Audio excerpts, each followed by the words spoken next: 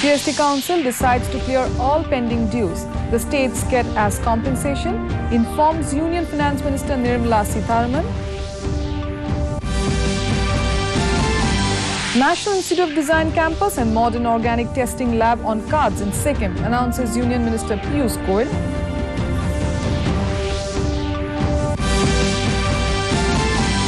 Forty companies of Central Forces deployed in Meghalaya. Security tightened in the pole-bound state.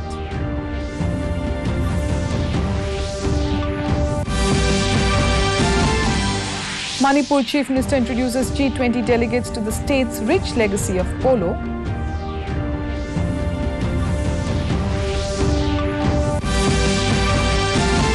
And in Women's T20 World Cup, India are now playing England at St. George's Park in South Africa. Welcome to the Northeast News Bulletin. This is Anupa bringing to you the stories in detail. In national news first, the Goods and Services Tax GST Council has decided to clear the entire dues on the pending balance of the GST compensation to the states as of today. Addressing media after chairing the 49th meeting of GST Council in New Delhi, Union Finance Minister Nirmala Sitharaman said the pending balance of the GST compensation to the tune of 16,982 crore rupees for June 2022 will be cleared. She added that although this amount is not really available in the compensation fund as of today, so the centre has decided to release this amount from its own resources and the same amount will be recouped from the future compensation cess collection. That the entire due on the pending balance of the GST compensation will be cleared as of today. The entire pending balance of the GST compensation, which is to a total of 16,982 crores for June, that is, will be cleared. We are reducing the GST rate on RAB, which is liquid jaggery, from 18 to nil or 5%.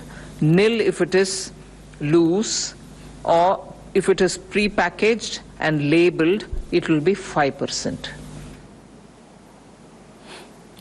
Indian External Affairs Minister S. Jaishankar, who is on a visit to Australia, called on Australian Prime Minister Anthony Albanese in Sydney today.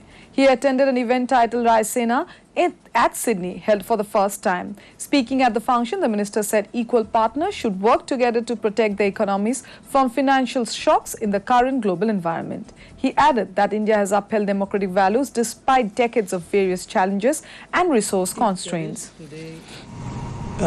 Really an urgent collective task. It is how to de-risk the global economy.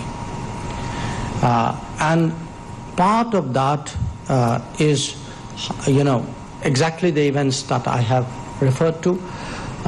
Over-dependence on manufacturing, over-dependence on energy, over-dependence on services. For us to pretend that all nations are the same, and it's none of our business what happens inside, I think that era is now behind us, and we must not just accept it, we must actually be aware of it and make plans to deal with this. In news from Sikkim, Piyush Goyal, Union Minister of Commerce and Industries, Food and Public Distribution and Textiles, has said that the centre is ready to set up a National Institute of Design and a National Institute of Packaging campus in the state. The minister, who is now on a 3-day visit to Sikkim, said a high-quality modern organic testing lab will also be set up to promote organic produce of the state. He visited startup stalls at Atal Incubation Centre, Sikkim, Manipal Institute of Technology, Majitar. He also attended an interaction program with startup founders at the centre.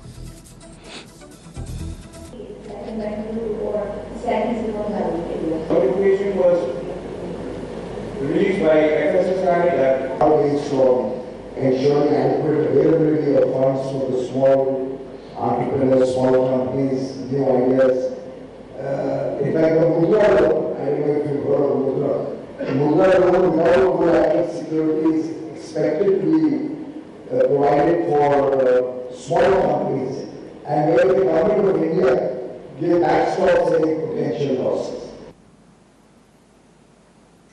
In Mizoram, Union Minister of State for Telecommunications Devu Singh Chauhan arrived at Serchhip on Friday for a day's visit to the district. He had a review meeting with Serchhip district officials. The minister expressed satisfaction over the progress of centrally sponsored developmental works.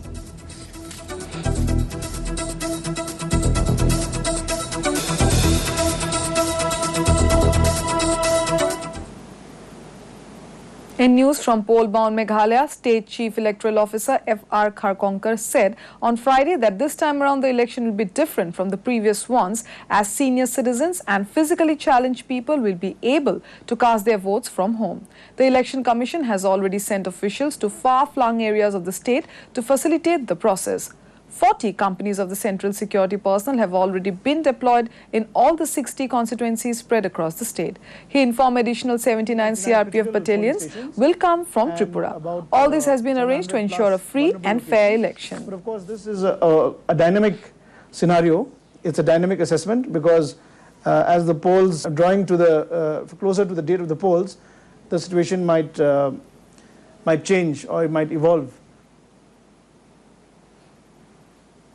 Still in Meghalaya, Dorbar Shnong Timpang, Aimu Xiang and Timpang Club, Joai, jointly organized a debate among 5 contesting candidates Joai constituency. The poll aspirants were given 30 minutes each to express their ideas, objectives and future plans if they get elected from the constituency.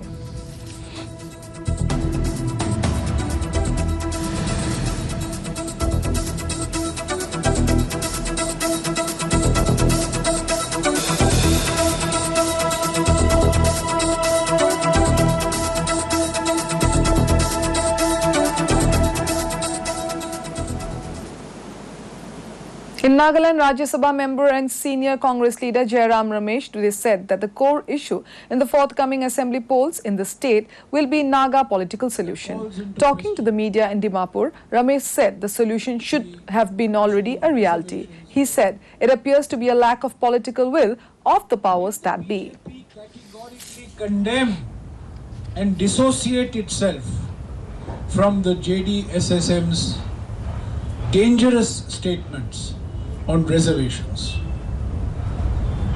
So these are the 3 conditions. 1, where is election for solution gone?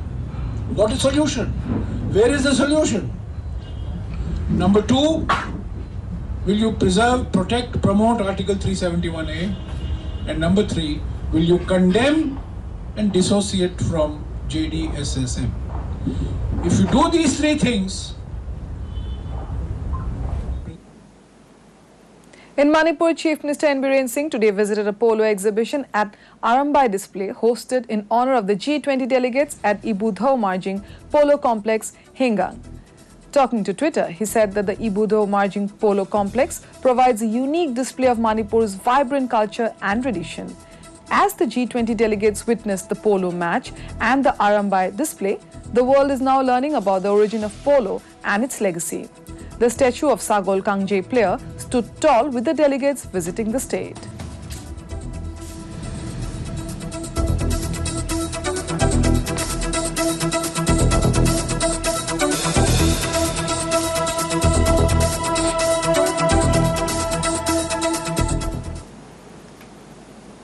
In Mizoram, Home Commissioner H. Laleng Mawa, Chairman G20 Core Committee, chaired a meeting to review preparations for the B20 meet to be held in Aizawl in March.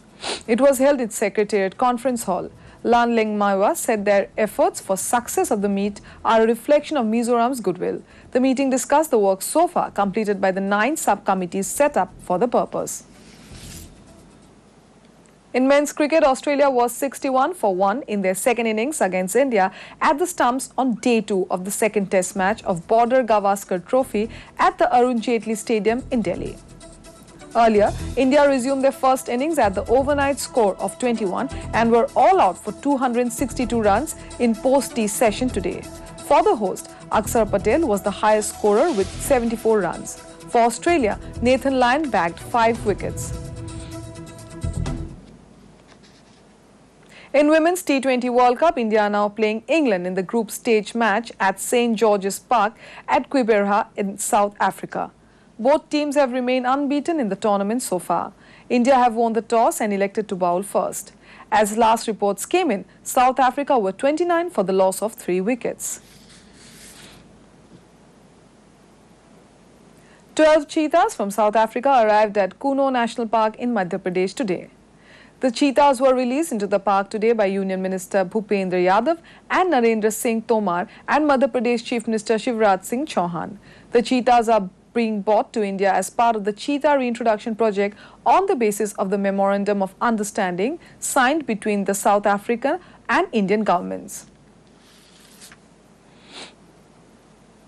World's longest river cruise MV Ganga Vilas reached Dhubri, Assam on Friday with 28 tourists on board. Today, the tourists visited Asharikandi village, famous for its terracotta art near Gauripur in Dhubri.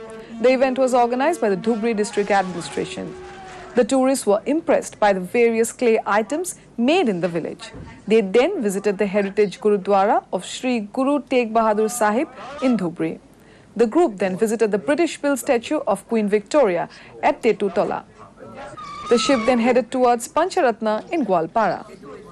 Probably that's why they are so good and they're really artists. We are really overwhelmed with the hospitality that we are experiencing here. It's fantastic to see this ceremony that you arranged for us. All the people that are here is overwhelming. And a handicraft obviously is very unique. I mean, being traditional, going on with the tradition you have had for centuries, I suppose, to keep it alive for this generation. And the next one is a great job. Ganga Vilas ইতিমধ্যে আৰম্ভ হৈছে বাৰাণসীৰ পৰা আৰু সেইটো যোৱাকালি ধুবুৰী আহি পাইছে আৰু আজি আমাৰ আশাৰিকান্দি terracotta ভিলেজত In Mizoram, Commerce Industry Minister Dr. R. Lalthangliana said on Friday that the 2 new market buildings under construction are likely to provide employment to a large number of people. He visited the 2 new market buildings under construction. The 2 buildings under construction are expected to be completed soon as they are located in the central place.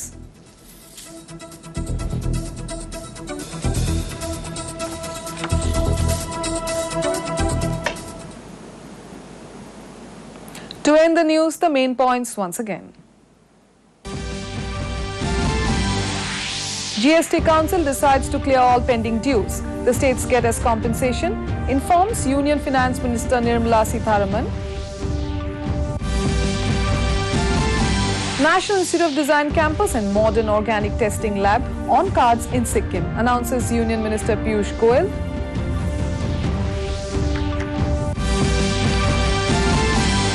Companies of Central Forces deployed in Meghalaya. Security tightened in the pole-bound state.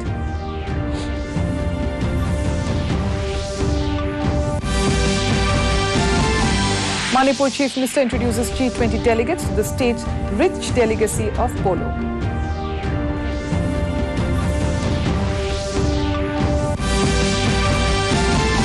And in Women's T20 World Cup, India now playing England at St. George's Park in South Africa. That brings us to the end of this evening's bulletin. Thank you for tuning in. Namaskar.